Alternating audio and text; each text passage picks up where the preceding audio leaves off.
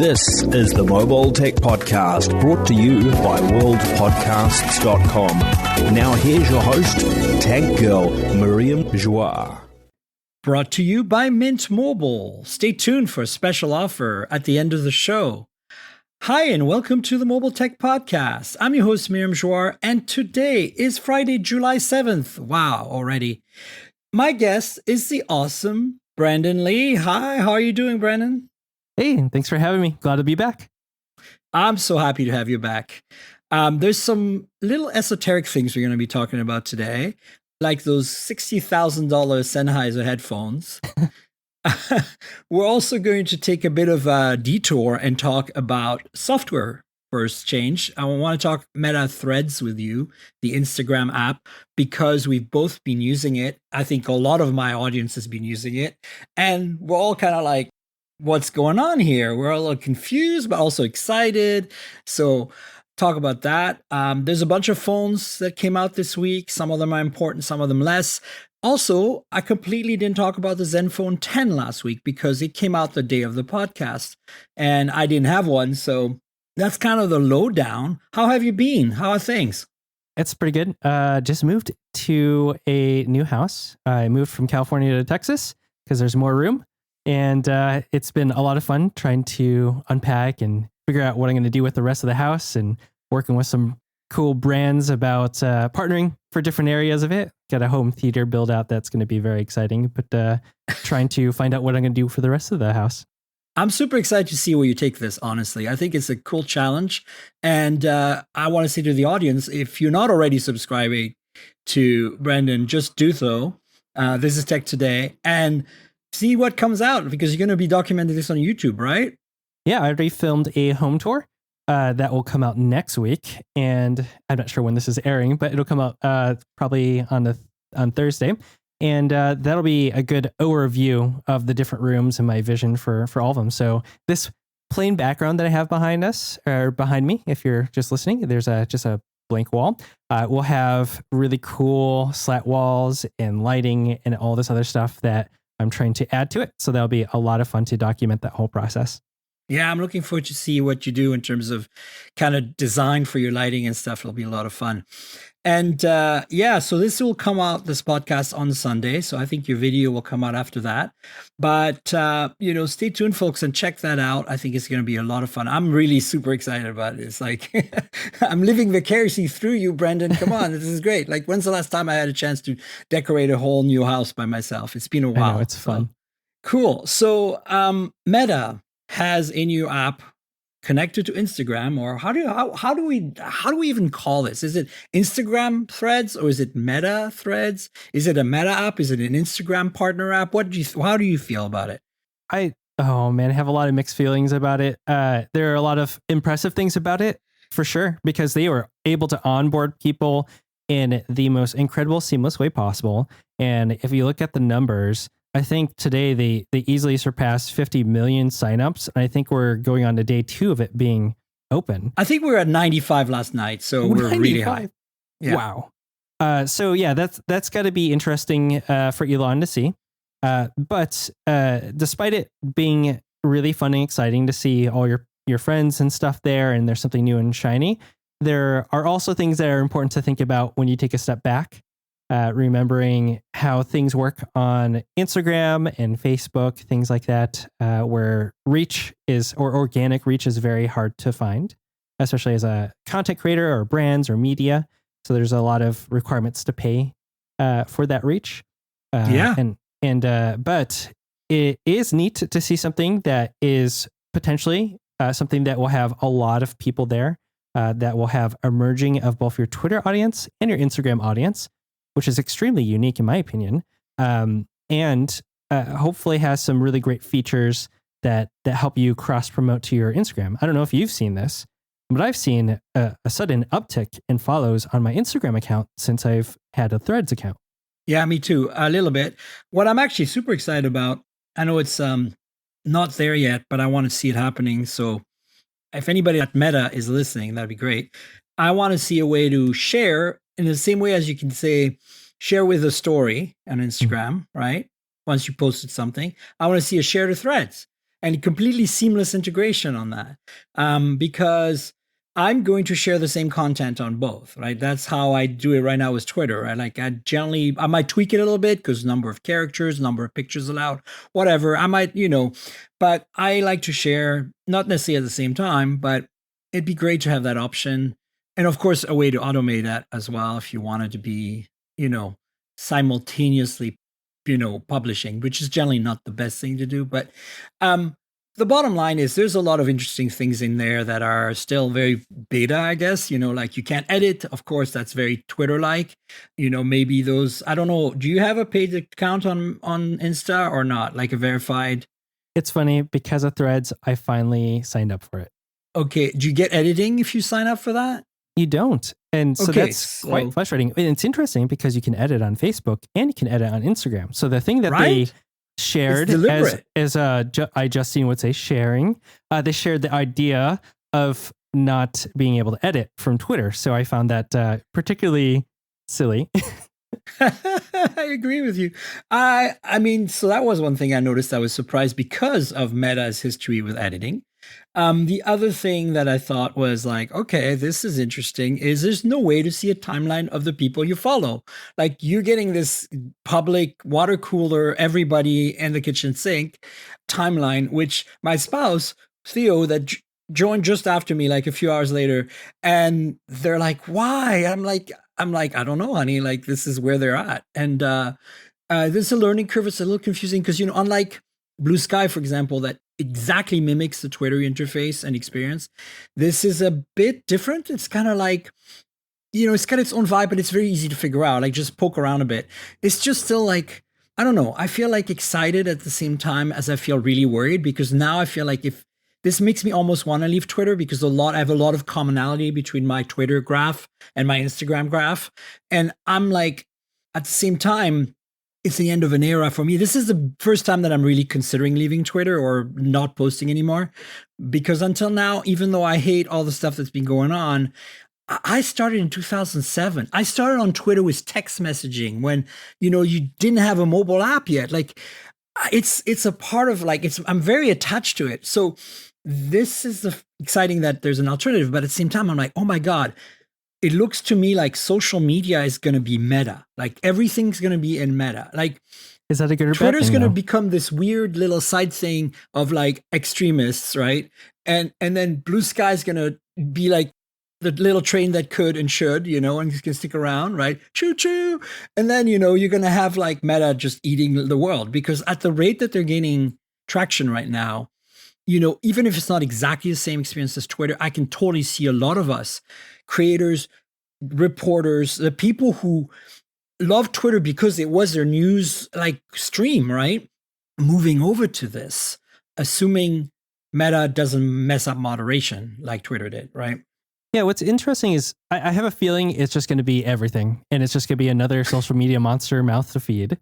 So we'll still be on Twitter. So that's the story of the game, and it's the exhausting part about what we do, right? But and I'll give Meta some credit. They did launch Threads earlier than when they were anticipating, so that's a caveat before I say what I'm saying.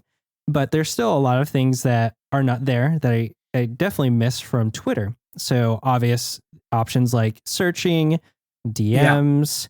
Your bookmarking, hashtags, or your $signs for your stock bros. Hashtags don't work. Theo and I yesterday were driving back from Seattle to Vancouver, and we're like, they're on it telling me, hey, hashtags don't work. I'm like, what do you mean? What do you mean hashtags don't work? Right. Hashtags are like a basic building block of the internet at this point. What do you mean they don't work? They're like, yeah, I put one in and it doesn't link to anything. I can't tap on it, whatever. I'm like, what? Yeah, I think the touch areas are a bit small. So it's a little hard to navigate in that regard. And it's honestly quite slow. There's a lot of loading or not loading that's going on. It's not as bad as Blue Sky, though. Oh my God, Blue Sky's worse, in my opinion. I'm going to be honest. I'm not going to open up Blue Sky again. Oh, slam. Yeah. No, I feel you. I think I'm not going to leave Twitter. Obviously, but I'm just saying, like, this is the first time that I felt like, oh, I could, but I don't think I will. Don't worry, folks. I'm going to stick around for a little while. But the reality is I'm very happy with what I'm seeing. My biggest fear, as you said, is it's all meta now. It seems like social media is all meta. Mm-hmm. The lack of DMs is not a big deal because you get Instagram messaging. But you're right, it's going to be a different group of kind of audience. So I wish I had a way to do it in there. There's a bunch of stuff that needs to happen still. One of the things I really like about Blue Sky that I don't know if Meta can do, but Twitter doesn't do, is the cards. You put a URL down in Blue Sky and it creates a card. That is gold because I hate the URLs in things. I want the ability to share a URL, absolutely critical, but I don't want that ugly link there with the dot in the middle because it's too long, whatever. Right. So having a card automatically generate is kind of gold. If Meta can do that, they kind of do it with Facebook, right? If you put a URL in a Facebook post, you see it. So I'm hoping they can do something like that. My greatest fear is that it's fun right now and they give us all the dopamine hits because we get all the follows and all the notifications and stuff. So we get happy with it right now. But later on, they're going to turn on the money faucet because they're a business and they're trying to make money, which is understandable. It's just remember who you're working with, it's just a bit interesting on Instagram and Facebook for a creator or a brand. So it may prove to be kind of nice on the Twitter side in terms of organic reach compared to what you may find on Threads. But we'll find out. I'm willing to be surprised, and it's always important for anyone to explore something new and grow with it. But I'm just being cautiously optimistic, I suppose. No, I am too. I mean, I'm not a huge fan of Meta at all. I'm not a huge fan of Twitter either in terms of like the way it's being run right now since Elon took over. Like my belief systems don't line up very well with Twitter's the way it is today. Don't line up very well with Meta, have never. So I'm a little conflicted there, but at the same time, I'm also a little conflicted of one company owning almost all my social media that's relevant to me other than Twitter right now. But that's also been the case. I'm not on TikTok. I'm not on Snapchat. So to me, it's always been like Insta, Facebook, and Twitter, right? And Insta has reinvented itself into TikTok anyway, because like I'm still like complaining and yelling at the clouds, saying, I want to be able to just post photos. This is what I joined this for. And I insist on just posting photos. And I know I have zero reach with that. And I really need to make a reel, So I don't know. We'll see. Inside baseball for those listening. Miriam has me using Skype for this podcast. Oh, everybody knows this now. Okay. Yeah. No, it's like it's kind of a rite of passage. You want to be on the Mobile Tech Podcast, you get to download Skype. Everybody's like scratching their heads going, what century are you in here? I haven't found a better solution yet for a number of reasons other than maybe Zencaster. We were just talking about that actually before the show. Mm-hmm. But I will eventually switch to something. I think that once generative AI and AI audio editing tools become good enough to my ears, I will probably buy a subscription to something because, it is a lot of time and effort editing this podcast every week. What if I could bring you 2 podcasts a week instead because I could edit it in half the time? That'd be cool, right? So it'll happen. But right now, it's hard to say, but like I could make a workflow that was super easy, but I don't think the quality, especially the audio quality, would be the same. And so for those of you listening right now, if you're enjoying the sound quality, just like seep it in because I think a lot of people don't appreciate that. A lot of podcasts I listen to sound like crap. True. Right? Same with videos. The hard part with AI-based audio stuff going on, like correction and everything, is for those with trained ears or nerds like us, we can hear those artifacts or how it loses a little bit the inflection.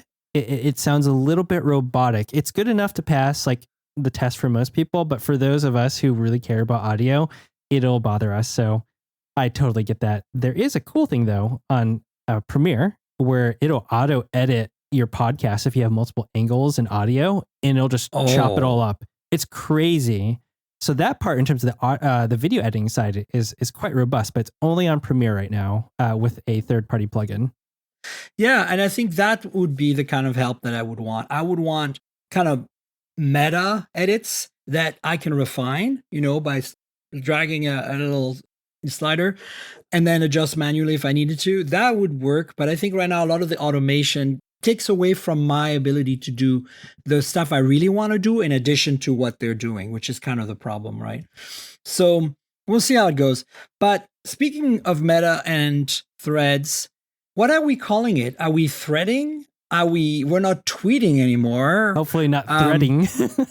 Well, that's what, I mean, that's the only, I mean, I said something silly on Threads yesterday, but I don't think that's going to hold. I said, are they twats? Which I know is terrible. Stringing them along? Do puns now? Strings. Oh, we're stringing. I don't know. I mean, look, I'm excited to try this out. So obviously, I will actually, in addition to putting Brandon and my Twitter down, I will put our handles down for the threads. So those of you who are following there can see our content, just for fun. And we'll see how it goes. But again, this is a welcome thing, considering how Twitter's being eroded so poorly in terms of its, quality of content. I mean, I still get a lot of good stuff because I follow some great people, but I don't engage as much because I'm worried, like it's going to turn into like something really ugly, right? Because I see how much ugliness is happening there. And hopefully that can go away with, or at least be a little bit more controlled because of moderation on threads. Yeah, the moderation, and I think not everyone realizes it. It's not Twitter. It's a meta company, so the moderation is far more strict. Twitter, you'll have things like nudity and things like that. That's not going to fly one bit on Threads. Nope. So people need to be aware of that. So in that regard, I think I like that a lot more. That's a little bit more family friendly. So I appreciate that. But in my personal experience on Twitter, it hasn't been too bad. But I have a very, very robust filter system. And so anything that has any ounce of politics in it, I just don't see it. Yeah, for me, it's not so much that. It's more like, a lot of the isms that happen on Twitter, whether it be racism or like people that be overtly, doing things and saying things that probably wouldn't do in people's faces. And somehow because of Twitter's approach to, freedom of speech, they're not censoring. And I get it. I can see where they're coming from, but I feel like the internet really helps us, depersonalize other people. And it's easy for us to lose our minds and kind of be rude to people in a way we wouldn't face to face. And I think that's why moderation is important, because we do, end up kind of like wanting to stand our ground on whatever opinion we have and fighting. And it gets really ugly really fast. And that's been back issue with the internet all along, is that especially, like things like Reddit and stuff, it's like people, it really brings out the ugly side of people. And I don't see much of it because I don't engage as much on Twitter, but I feel like for some people, having some moderation really helps. And, certainly for minorities, having some moderation really helps, right? Like when people threaten you because you are, I don't know, maybe gay or whatever, right? Like this is the kind of stuff that shouldn't be happening on social media, in my opinion. Like you don't want to threaten people ever for anything, right? So it's unfortunate. I think it's just the nature of the internet, and I don't say that as a way of giving up, but I see it also in my YouTube comments. For sure, especially for my ethnicity. I'm Chinese, but I'm super whitewashed. I don't know anything about my heritage really all that much. But I'll sit there, and it has helped me realize that the best part about what I do is definitely the people, but also the worst part about what I do is unfortunately some of the people. Yeah, and as a person who's trans and queer, I see that too, and that's what I'm saying. That's why I feel like moderation is critical, because I've had death threats. Like it's happened. Yeah, I've definitely had that.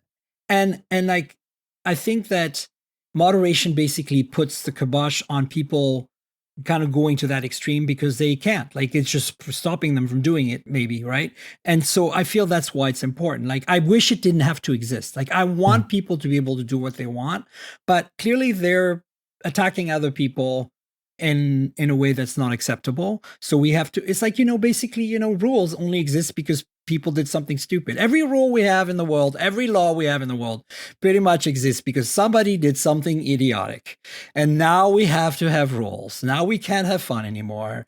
So I kind of feel that's why moderation should exist to some extent. And so in that sense, I'm happier with Threads because I feel that since Elon took control of Twitter, that stuff's being obliterated over there. That and I understand where he's coming from, right? Like that's his kind of thing, but I'm not on board with that. So it's kind of hard to be on a platform where you feel like, oh, I am a minority and I am potentially gonna get attacked by people because they don't want to moderate that stuff. Yeah. You know, Whatever That's just me. moderation you're seeing on Meta, I wish it was there in the YouTube comments, because the place that I get the most racist comments are on YouTube Is comments, YouTube. actually. Yeah, Yeah, YouTube's pretty unfortunately. ugly. I get a lot of stuff too. But hey, that's Threads. At least a quick take from us for change, something mobile that's not hardware. So I hope everybody enjoyed that conversation. Let's jump into some phones, Brandon. Let's do it. Zenfone 10. Zenfone 10. Oh, I'm so in love with Zenfone 10. Tell me about your thoughts on Zenfone 10. Well, I would love to check it out. I've been looking at it from afar. It almost feels like a Pixel phone from like your uncle, your aunt and uncle. It's like some people at Google went rogue and created their own Pixel. That's what it feels Yeah. like to me. And it's nice that it's a small size. I know in terms of actual sales numbers, smaller phones don't sell very well, but I have to admit, it's really nice to be able to use a phone with one hand and you can reach almost all the screen. It just feels great.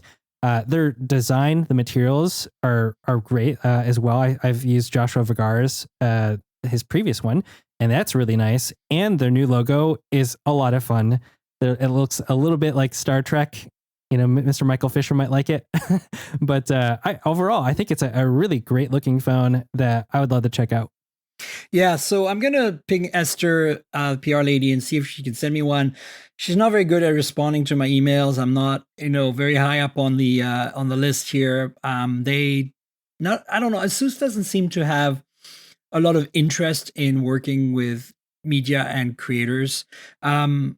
As much as some other companies. And it's too bad because they make such great products, like, all the ZenBooks and the ZenBook Duos and the gaming up to the Zephyrus ROG stuff, right? This phone, I had the Zenfone 8 to review a couple of years back, which was the kind of the beginning of this line. It was a small, compact flagship, and I loved it. And then the Zenfone 9, I again played with a few people's, including Joshua's as well. Great phone, loved the design improvements, but for me, there was always a little something missing. This just fixes everything. It has wireless charging, which is one of the things that you all know that I love and was missing and is there now. And basically, they didn't change much of anything else. They improved the gimbal stabilization a little bit, and they put an 8 Gen 2 in there and called it a day. And the price is still super awesome. Like, was it $699 or something? It's great. Not bad. Yeah. So if you want a flagship that's small and you wanted to hit all the little, yumminess, this is the yummy flagship for you. That's an Android phone. It's going to be the same size as like an iPhone, SE3 maybe? It's pretty small. Has fun colors too. Yep. I'm looking for pricing. I think it might be more than $699. It might be higher. But the bottom line is it's still cheap-ish for 8 Gen 2 based phone that has all the yumminess, all the good stuff. Looks I'm like going to link to... It's $799 or 99 euros. €799, but I feel like it's cheaper than that in the US. Yeah. But anyway, I will link to Allison's review on The Verge. Allison makes some of the best written reviews out there. She's an amazing human as well. She's been on the podcast. I live vicariously through Allison's reviews on the phones I can't get, I have to admit. So Yeah, I'll link great. to it. Check it out. It's great stuff. Then next phone I have here is the RedMagic 8S Pro. Now, you've probably all seen my RedMagic 8 Pro review on Hot Hardware earlier this year. I think it was February, March. That phone came out really early. It was one of the first 8 Gen 2 phones. But all they did here is take it, and the design on that thing was amazing. Brendan, if you ever get a chance to touch one of those two phones, the 8S or the 8, it is a perfect rectangle that has less than 2mm bezel all the way around equally. And it, like, you're holding screen, because of those super square corners, like, it feels like you're literally holding a piece of glass that's a phone. It doesn't even feel like it's got metal edges. It's the weirdest design feel. You don't really notice it in pictures. It comes out a little bit at certain angles, but if you hold it, it's like, it feels like you're 5 years in the future. Every time I hold that phone, I'm like, oh my God, this is amazing. So the design on this is tops. The under display camera on this does not affect the display very much, which is really interesting compared to what Samsung does on the folds. Like, you do not see it. You cannot see it. You do not see it. It's surprising. But the camera, of course, is not very good because it's under a grid of pixels. You can tell they're refining their descreening algorithms every year with every new Snapdragon. I think every year that Qualcomm comes out with a new chip, they have a better ISP and better algorithms for this stuff. I think we'll get to a point eventually where we have like front cameras from 2 years ago in a year or two or with under display. So not bad, but it's not great. But it's not what this phone is about. It's a gaming phone. And what really stands out to me on this phone is that it sustains performance forever. And this one supposedly does an even better job, which I don't know how they could do that because it was already kind of sustaining 99.9% after an hour of gameplay on battery, which is insane. And this is at 120 hertz, full blown, Asphalt 9 kind of stuff, right? Crazy stuff. So this now has a faster prime core, which is basically the same thing we saw on the S23s, but they're calling it Snapdragon 8 Plus Gen 2, which is weird because like I've only seen that on the media articles, but I haven't heard anything from Qualcomm about that chip. So I feel like this is just a naming thing. It's the same chip as they have on the Galaxies. It's been basically, right? What's your take on this thing? Well, the thing that stands out to me is that it's 24 gigabytes of RAM, which is that's the other thing. Yeah, so that's computers. Wow, yeah, crazy. So there's that. And then also, I know a lot of people, especially in the United States, don't always understand these types of phones, but not everyone overseas buys an Xbox or a PlayStation. So their gaming device is their smartphone. So this would fill in the gaps for their video game fix as well as their normal phone for every day. So I think this is pretty cool. I love that transparent design on the back too. Yeah, it's really dope. This design is pretty much the same as the previous model, as I said, but this is sold in the US. This is a phone with US bands and everything. Oh, that's awesome. RedMagic sells it on their website. And I think right now this particular announcement is only for abroad, but it's going to be coming soon. They're sending me a review unit, which tells me that it's going to be US bound because the last one, when I reviewed it, was about a month or two after launch. And by that point, it was on sale in the US. We were able to even get affiliate links in the review. So if you're looking for, they're not very expensive, which is kind of cool. Like comparatively for what you're getting spec wise, like the cameras are not that great. Well, the software is a little bit iffy because it's mostly how many updates are you going to get? Probably not too many. And some stuff is like very poorly translated and, kind of janky, but you look at the specs and stuff. Typically, like the last one I think was $699 or something like that. It was $679 for a Snapdragon 8 Gen 2 phone with, something like 16 gigs of RAM. It was pretty amazing in the US. So this one's probably going to be a little more. But really the only difference here is the chip, the higher clock speed, the binning, and then the improved cooling again, really. And, even with the fan off, I was getting very good sustained performance. So the fan is just like basically cranking you up to 100% again, basically. And yeah, that's basically the gist of this phone. I think what's also interesting about this device is that RedMagic, even though their software is still a little iffy, the camera is still not that great, they're still really trying. Like they put a Samsung GN5 sensor in there. So guess what? It's a Snapdragon. Guess what you do? You grab the Pixel camera APK from somewhere on XDA forums, put it on there, and you're going to get really good photos because it's the same, processor as some of the older Snapdragon Pixels. So it supports the same ISP features. So that's the kind of thing you have to think about. Like you can make this your primary phone, but considering it's affordable, I think a lot of people I could see them owning an iPhone or a Pixel or Galaxy, and then having this in their bag as like, instead of like a Wii or whatever it is, like a portable gaming console, right? Yeah. This is kind of the deal here. It's like, this is a phone, but it's really more of a portable gaming console. Yeah, and it looks like the pricing here that I'm seeing is starting at $760 in the US. So that's not too bad. There you go. So that's what I'm saying. That's about the same price as before. So yeah, and 24 gigs. Wow. There's a headphone jack too. Well, yeah, that's the other thing. All models have headphone jack, and really good speakers that are nice when you're gaming. If you want to game by yourself in your room or something, please don't do that on public transit. It drives me nuts. Especially on airplanes. Oh my God. I once took a flight from Shanghai to Beijing where almost everyone on the plane was doing something on their phone without headphones and earbuds on. This was like the nightmare situation. And I was in economy. And I was just like, it was only like a 3 hour, 4 hour flight or something, right? But I'm just like, wow, this is a cultural shift for me. I've never experienced this. Thankfully, I had my Sony, WH, whatever it was at the time. I think it was Gen 2 at the time. And this is before COVID, obviously. And that was cultural. Wow, like, yeah, people didn't care. They were just like in their little, the whole plane sounded like sound brouhaha on top of the engines. It was crazy. I wouldn't like that. Again, like I don't know about that because I'm super whitewashed. So there you go. I've never. And yeah, so 24 gigs of RAM is total overkill. This, by the way, is for a version called the Pro Plus, and the Pro Plus is actually only China only because I think they had a Pro Plus for the 8, and that one drops the battery from 6,000 to 5,000 milliamp hour, but gives you 165-watt charging. So that's the gimmick on this one. It's everything else is the same, and the 24 gigs of ridiculous RAM-ness, awesome craziness. Oh, also, for those of you who want to buy the base model, the base model now has the RGB fan, where the old model that I reviewed, I had the higher end model that did have the RGB fan, but you had to spend a little more to get the RGB fan. Yeah. Like you had to go to a better RAM and storage tier to get the.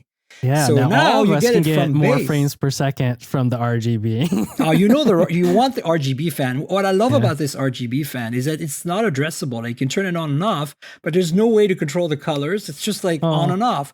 I'm like, what? So maybe next generation, but the colors are the Google colors. So it looks totally like you're holding like a Google phone because it's got, the yellow, green, red, blue.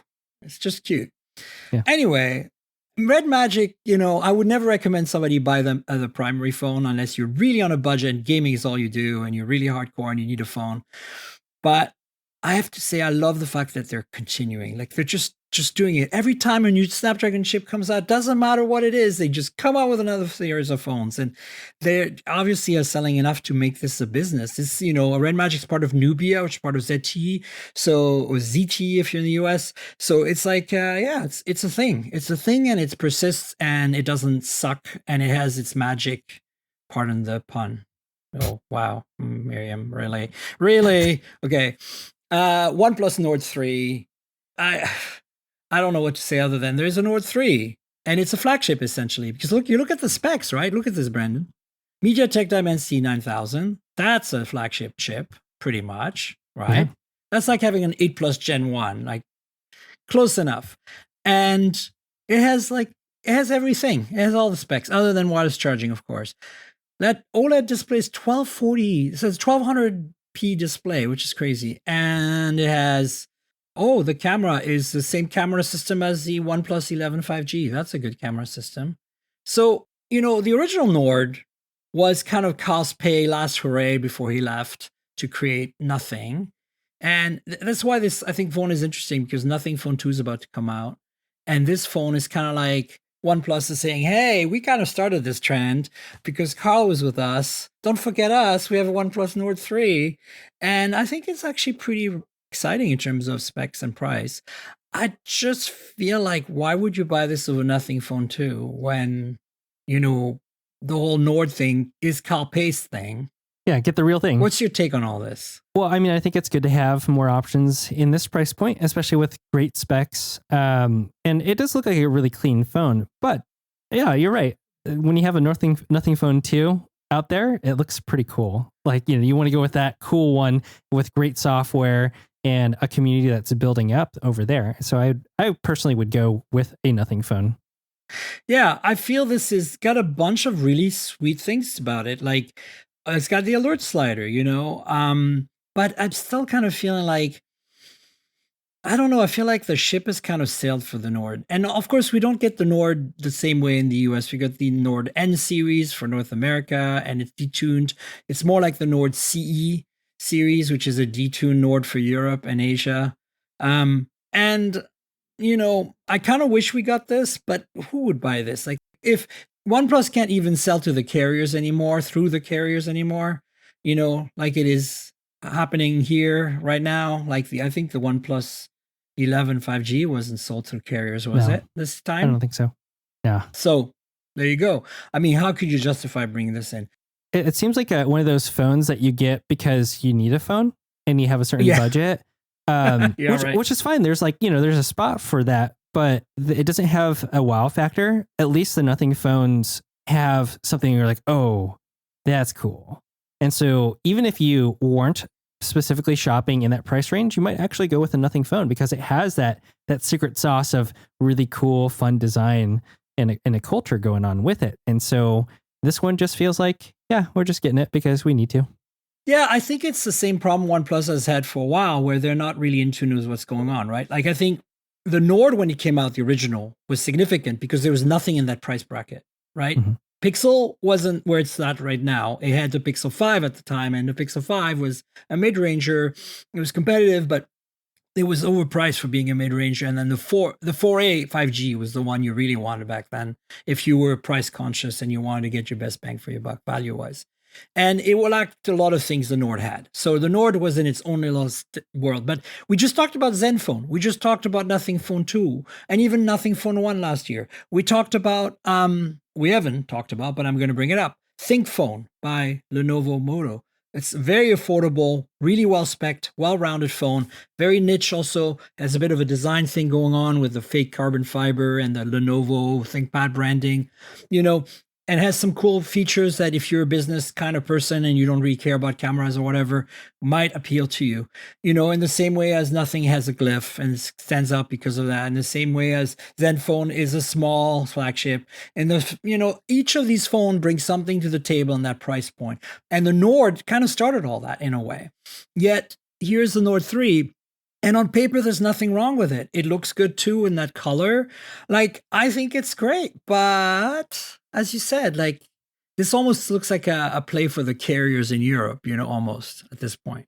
Yeah, totally. So I don't know. I don't want to be negative on OnePlus because I love them dearly. But, try a little harder maybe. Yeah. We'll find out what the foldable brings. The open, I guess, is the potential. Oh, yeah. So, let's talk about that briefly. I didn't put it in the show notes, but supposedly, we've been going by OnePlus V Fold. That's kind of been what the thing we thought it was going to be called. And now it's rumors it's going to be called the OnePlus Open, which I don't know if I like as much, honestly. Yeah, I don't know how I feel about it, like the name, but in terms of the phone itself, I'm pretty excited about it because despite, OnePlus having its own issues with its original fan base, kind of alienating them a little bit. I would say that the OnePlus 11 was a really good phone, or is a good phone, and it really is. Before the Xiaomi 13 came out, and that ended up in my hand, I was considering using the OnePlus 11 as my main phone. But man, those Xiaomi phones with that Leica camera, whew, I love that. Yeah, so hot, 100%. But to me, looking at phones that are more geared towards our market in North America. I mean, the Xiaomi's are great, and a lot of my audience gets them right in India and in Europe. But it's not going to be in the United States. But for the US, it's kind of a hard sell to give somebody a Xiaomi phone because the bands don't always work as well. Whereas the OnePlus 11 was compatible and they're supported and stuff. To me, the only miss, I would have totally made the OnePlus 11 one of my best phones of 2023 if it had wireless charging. That's it. And I told Robin, the CEO, this in person when we saw him. I said, dude, this is a great phone, but why? This is a 20-cent part or $1 or $2 BOM here. I don't care. Absorb that. Or if you don't want to absorb it, price it $9 retail more. Who cares? $9 retail is going to make no difference to the kind of people who are going to buy this phone. Because you're not selling through carriers. You don't have carrier deals anyway. So. Yeah, I think what stood out for me and made me look past the wireless charging, which I do agree though is pretty silly to not have in there when it's so inexpensive, but the battery life and the performance was just so good on it. And to be fair, I think, as I use more phones, I think that is more of a testament to the Snapdragon 8 Gen 2 in terms 100%. Of the battery life. Yeah. So once you realize that, the kind of honeymoon phase with the OnePlus 11 started to go away. And that's why I was like, okay, now I need something with amazing cameras. And those are the Xiaomi phones. For sure. And I mean, the cameras on the 11 are pretty solid. I actually think it's one of the best tuned OnePlus we've had in a while. Yeah. But again, it's you are out of touch with your market.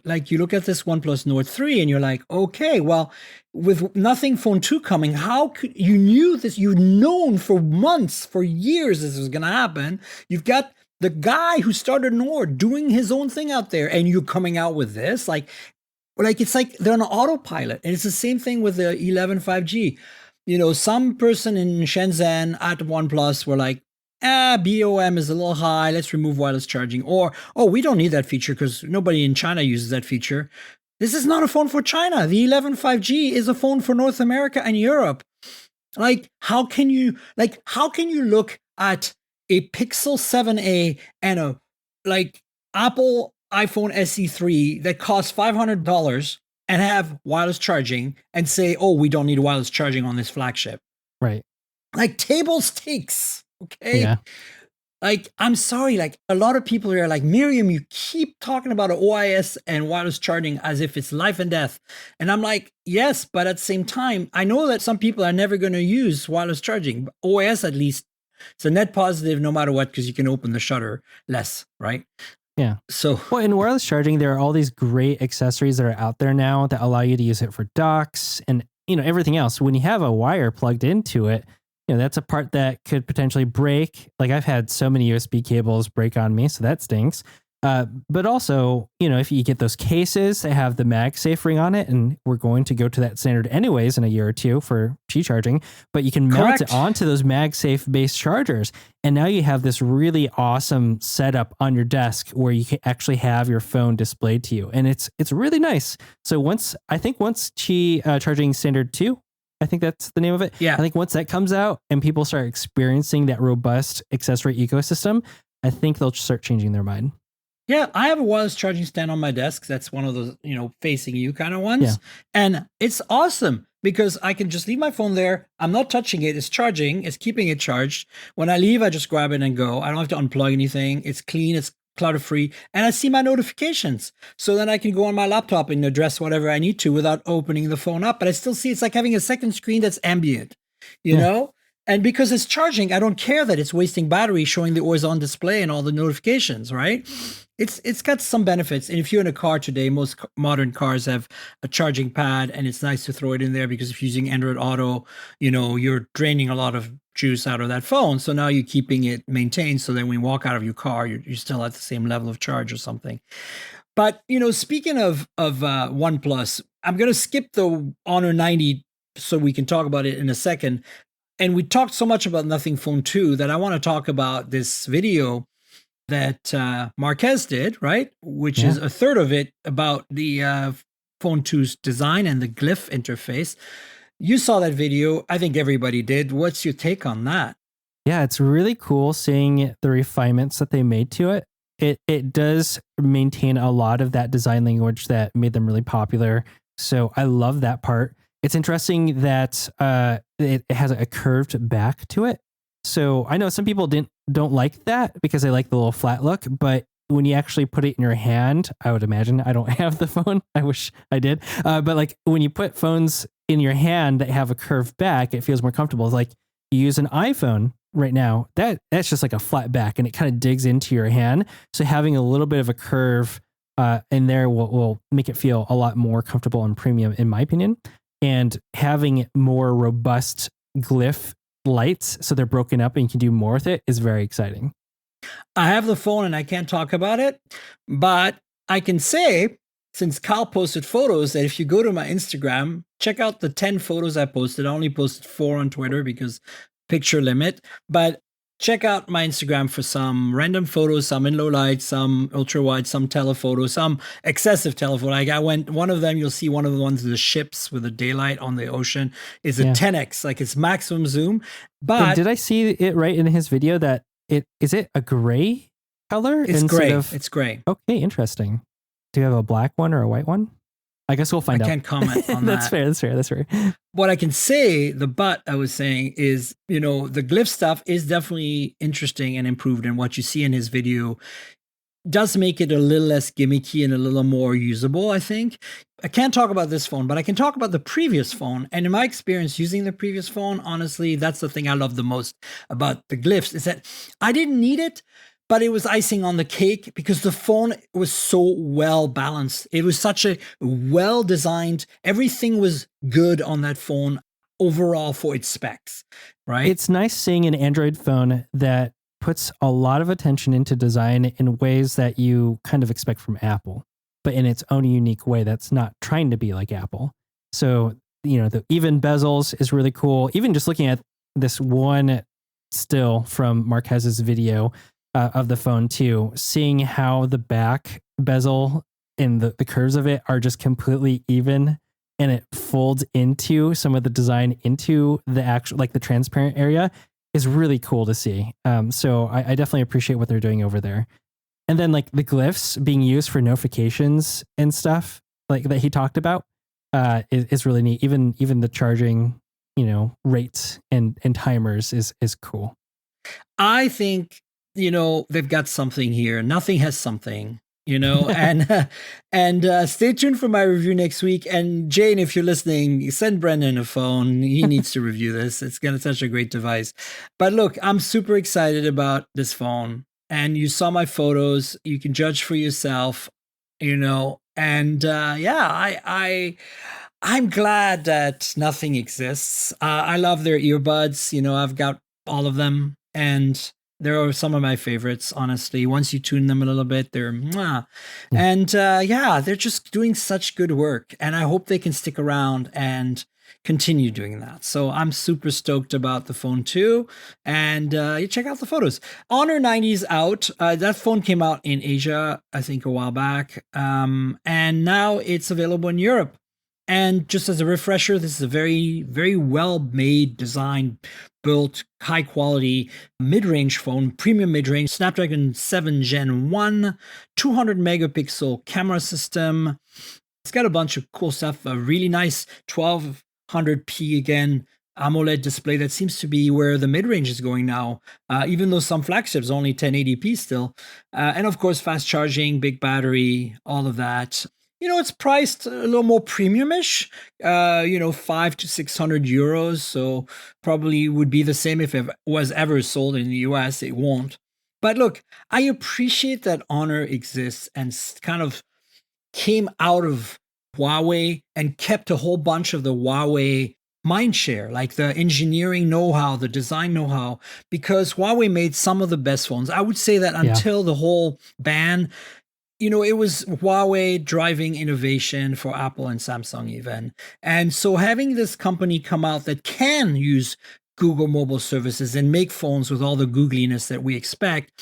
If you are jonesing for a Huawei phone, you're in a market that sells this, that has bands that are supported by this phone, check out not necessarily this Honor 90, but even their Magic 5 Pro flagship, which is pretty amazing in terms of imaging.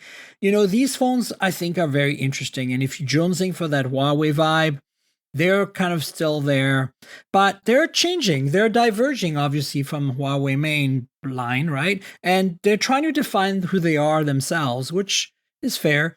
I'm a fan, but I'm not able to recommend it because in North America, it's kind of like Xiaomi or Oppo or Vivo.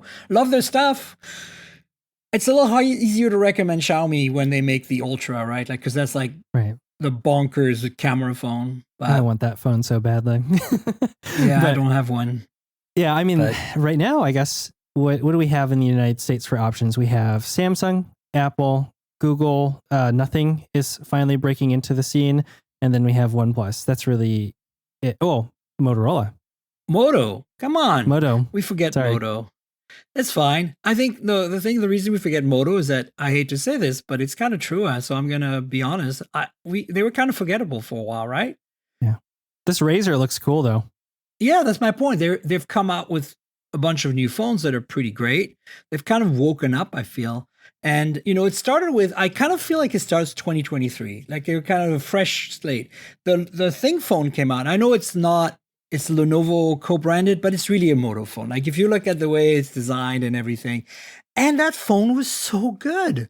It was so good. And then the Edge came out, the Edge Plus, and that phone is really good. Like I say that if you're like a hardcore Moto person, you don't want a Razr, you want like a bar phone, this is the phone for you. It's so good in so many ways. Even the cameras are finally catching up slowly with the competition. And then the Razr came out, both Razrs, because, I got to play with both. I know the one is not available for sale, although now it's coming out in India. And I saw the pricing for India. It's been launched there, and it's 2/3 of the price of the other one.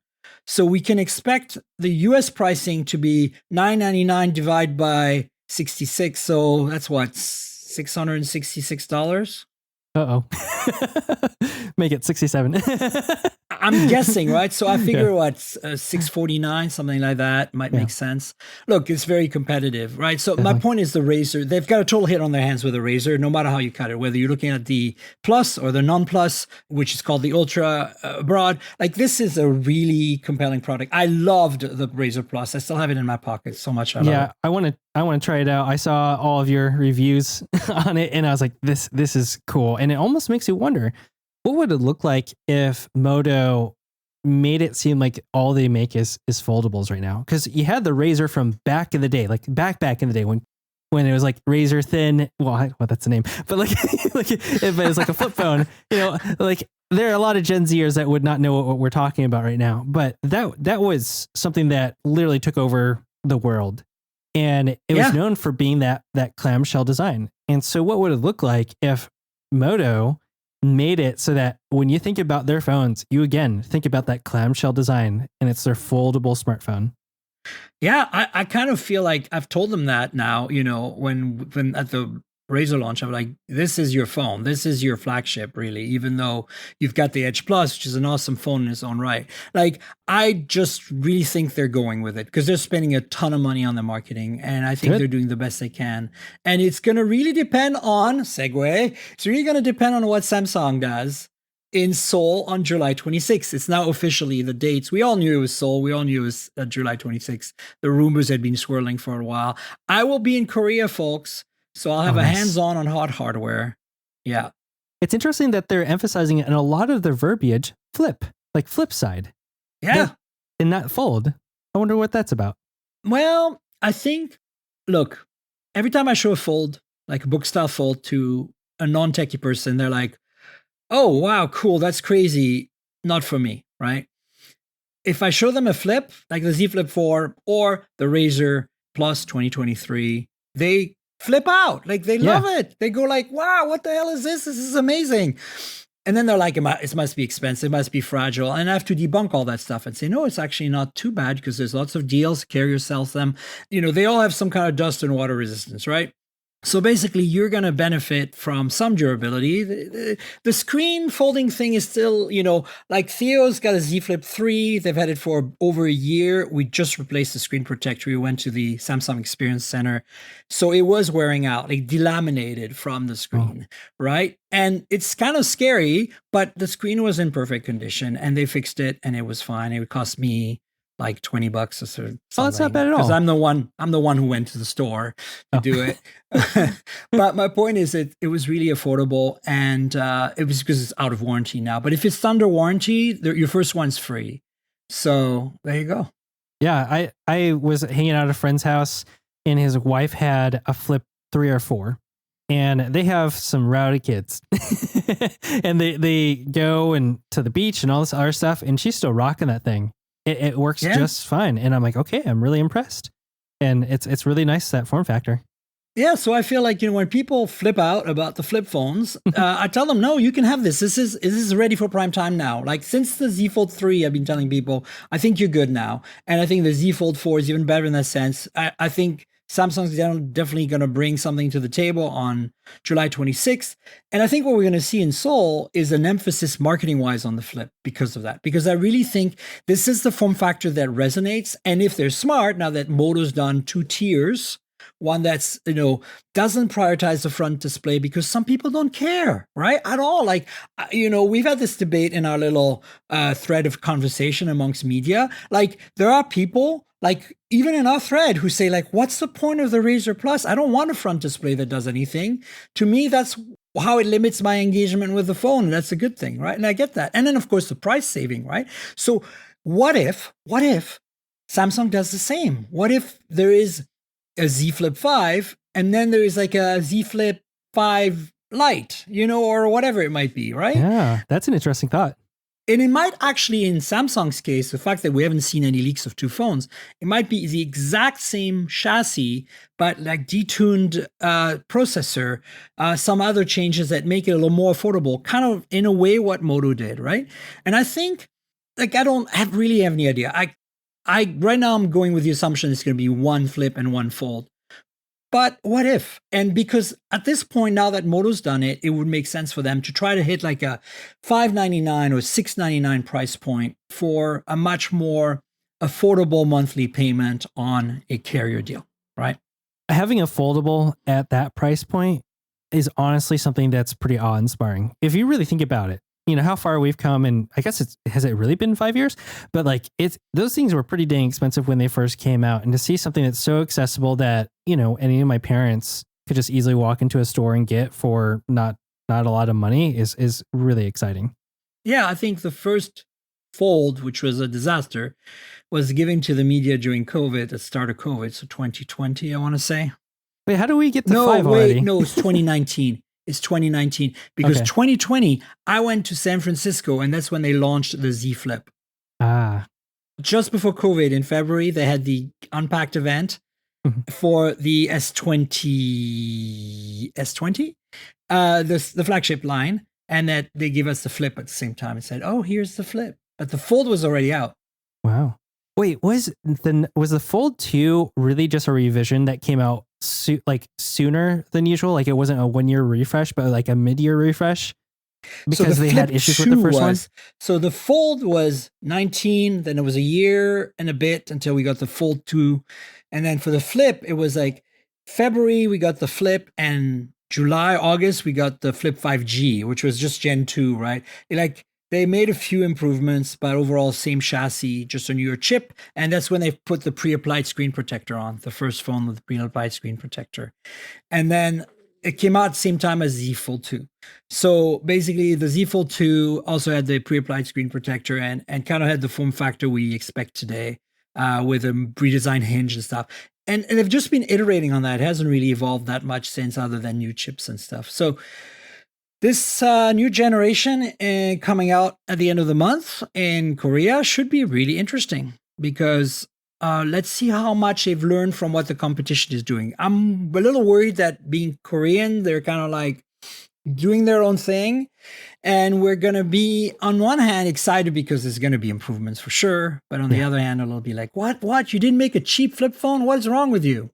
It'll be interesting to see if they have a more affordable option. And then I would imagine if we're going to see more changes to that lineup, it would probably be next year because we now have the Google Pixel Fold and we have the OnePlus Open coming out. And that's a little bit more competition in the US. And so competition's always great. We get better things.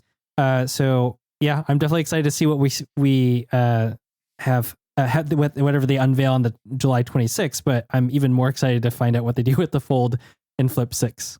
Yeah, me too. We'll find out. I'm hoping that the Z Flip 5, if they don't have two models, is lower in price point, no matter what. You know what I'm saying? Like even lower than Moto Razr Plus. We'll see what happens there. Last thing I want to talk to you about, and this is a you thing more than a me thing, because you are working on a video about the most expensive headphones ever made. That means you got to try them? Yeah, I was able to go out to Buffalo, New York to see my friend DMS, who actually helped out a little bit with the tuning on the Nothing Ear 2s. So if you listen to the earbuds before the firmware update and then after, it was actually instrumental in terms of them being able to have that improvement in the firmware, which is very exciting. So he invited me out there with Sennheiser. And Sennheiser, if you're not familiar with them, they are a German audio company that is extremely well known within the pro audio scene for their audiophile headphones, but also for their microphones. And I've used them extensively throughout my audio engineer career when I've been miking up bands and musicians live and in the studio. But this thing is, the HE1 headphones is unreal because it is not just headphones, it's a whole unit. And the unit has marble in it. And that marble came from the same marble stone that was used to make the statue of David. No big deal. Wow. Yeah, it's insane. And when you turn it on, it's designed to give you the most premium experience possible. So it automates a lot of stuff. So the tubes that are in there, because the amp is built into the whole thing, they will elevate, they'll emerge from the marble and they'll warm up, and it's enough time for it to warm up. And then the actual compartment for the headphones, it'll just like open up this glass sheen to almost like unveil or present these headphones to you. And then based upon the different things that you have plugged into it or how you've set it up, it'll change the dials for you to the most optimal setting so you have the best experience. Now, if you do something out of order, because this is about the most premium optimal experience, like say you plug in something on the back because there's another jack in there, it'll stop. And it'll require you to restart it so it boots up again with the most optimal settings, because it doesn't want you to deviate at all. That's like that kind of level of everything. But this thing is unreal in terms of the sound quality. I have never heard something that has such a beautiful, airy high end without being harsh in any perceivable way possible. It had a expansive soundscape. The imaging is great. That's been a Sennheiser trademark for years. Yeah, I don't know how they EQ this so surgically to make it sound this good, because even the low end it's satisfying without it being tubby or muddy or overwhelming. It's just I've never heard anything like it before. I cried. I literally recorded myself listening to a track that my friend Hannah Parrott composed called Flight, and I began to tear up. And like I was about to break down crying in the middle of the song. It was so beautiful. I've had that experience with some sound gear too, like crying because I knew the content and it just reproduced it so incredibly well. Yeah. Of course, I have no experience with the Sennheiser's HE1, but I just feel like I've seen a video or two now of these, and what you described, so the unit has the amplifier, which is a tube amp, partially tube amp, and then it has the actual headphones stored in there, right? Which is kind of like the whole shebang. And you're right, it's very a Zen-like experience. You take your time, and this is happening. And I didn't know about the settings, depending what source you're using, it changes the parameters and the dials are moving. I didn't realize that was a thing. Yeah. But I'm not surprised because it is $60,000 right? Roughly, or whatever, right? At this point, Unreal. You can do whatever you want. But yes, it looks gorgeous. The materials are incredible. Everybody that's tried it said it's absolutely the best thing they've ever heard. I have listened to headphones that are like $1,000 or so and been blown away. But I can't even begin to imagine what this would sound like because like it's the curve looks like this, right? Like you improve the price goes, this way. Yeah. And the quality is just like, between 1,000 and 60,000. There's got to be like a microscopic, but you and I think are going to be able to maybe notice some of that stuff. I definitely can tell you that I noticed the firmware upgrade on the Ear 2s. And more importantly, I've got the Ears 2s paired with my phone 2, which supports the high bitrate codec, right? They don't use LDAC, they use LDHC or whatever, that other one that's very popular. And what's interesting is that immediately I'm like, whoa, wait a second. Like it kept my EQ tuning that I set, so like I could really compare it, and I'd been listening to them so much with the same content because, I tend to listen to the same music over and over. Like I go on a little binge of like, I discovered a new album. That's all I listen to for a week, right? So I really get to know it well.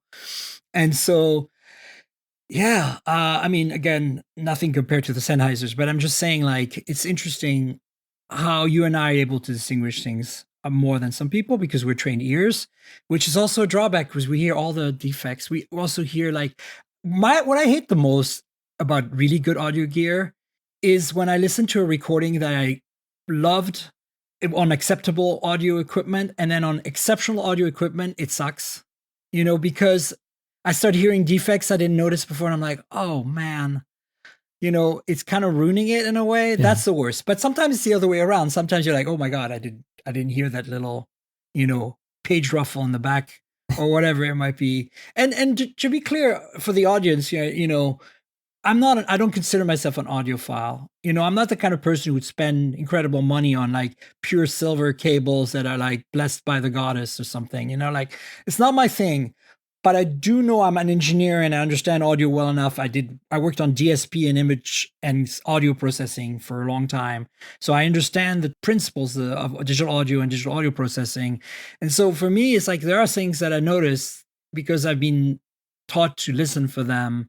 And also because, I'm a musician. I grew up going to conservatory and playing instruments. And so for me, it's more about that. It's like, I will not spend that money myself, but I will buy something that's a little more expensive to get a little more sound quality because I feel that it's delivering a solid sound experience for me for day to day. Right. Absolutely. Yeah. So I'm hoping I get another chance to listen to this pair of headphones though, because it was not enough time. But one thing I would definitely want to emphasize for a lot of people is that this is not just the headphones, it's the amp as well. And so it's curated specifically for each other. And you look at it and it's something that you would imagine you would have a listening chair. It's like something you just go to a room and just lay down. A room for it. Yeah, if you have that kind of money. Yeah, you just close your eyes and you're listening to music, and it provides that kind of experience. It lives up to it. It's pretty phenomenal. So hopefully this video come out by the time this podcast comes out. But if not, maybe a couple days after. I wonder if Quinn's gonna do this. Like, I could totally see him create a room and buy these headphones just for his setup. They don't sell a ton of them, they only sell a few of them, and they only have a few of them available because it's handmade by a guy. Yeah. So were you able to listen to some DSD streams or anything that was SACD quality on it? We listened to everything on Tidal at master quality for everything. Okay. So for instance, we listened to Hallelujah, Jeff Buckley, and that one, oh my gosh. If anyone who plays if you play an instrument like a guitar, like an acoustic instrument, then you know what I'm talking about. But there's something about your fingers, the skin as it moves across a string, or like your fingernail. There's a feel to it, and when you listen to that song on these headphones, you feel it, even though you're not the one playing it. You can hear that texture and that clarity and detail in ways that I have never heard before in my life, and it's unreal. I feel like I'm actually the guitar. Yeah. I love that you and I are nerding out to a point where I think they're all tuning out now. That's it. We've lost them all. No, I'm just joking. But look, I know there's some people here who are into this. But look, the reality is, guys, this is an experience. Like the first time I heard SACD versus regular CD, that we're talking 20 years ago. With the same headphones and the same equipment I was used to, it was blowing my mind because all of a sudden there was just extra information there for me, right? To pick up and pick out. So that's why I was asking you about DST. Does this have a DAC at all, or is this purely analog? I don't know, actually. I know we were able to plug into a MacBook, so I would imagine that's probably where that came into play. I think it has a DAC in there. Okay. I was focusing more on the experience more than every single. Of course, no, but I'm just curious because like in the audiophile universe, right? It's like you still see a lot of devices that don't have DACs. They're just pure analog devices. You provide the source, right? But it's changing like a lot because convenience and stream content, especially high quality stream content, is becoming available now. A lot of these high end devices now incorporating, a full networked player, basically, right? That has, the ability to decode that stuff and feed a DAC internally. So I was just curious if that's what they're doing because 60K, it could go either way, really. Like, it's so esoteric at that point. It could just be purely analog, or they could be like, no, we're going to add a DAC to this and make it right. Yeah, it has an internal DAC and an amp system. Sweet. Yeah, it makes sense now. Like, I was just trying to remember my experience over there. We just plugged it into a MacBook, and what happened is if you plug it into a MacBook before it turn on, that's where it adjusts the settings. So it'll pop out the dials and then just turn on its own. Oh my God. Amazing. Yeah. Well, listen, we should wrap up. Wow. Yeah, we really nerded out on the audio. I love it. This is why I have you on, Brandon, because you and I are just going to do this from time to time. Do you want to tell folks where they can find you on the internet, your various social media handles, and of course, promote your YouTube channel and all that stuff? Yeah, you can find me at This Is Tech Today everywhere, especially on YouTube and now on Threads. But yes, go there, follow me, check out the stuff, say hi, say that you found me from Miriam's podcast, and I'll make sure to reply to you. yeah, folks, definitely subscribe to Brandon's channel. This is Tech Today. Also, remember the social media handles. Follow us on everything. Now that there's Threads, I'm on there too. Tank Girl is my handle. You know that. It's everywhere. TNKGRL, like the comic book character Tank Girl. Just drop all the vowels. So that's Twitter, Instagram, Threads, Blue Sky. I don't do TikTok, sorry. Oh, I do that.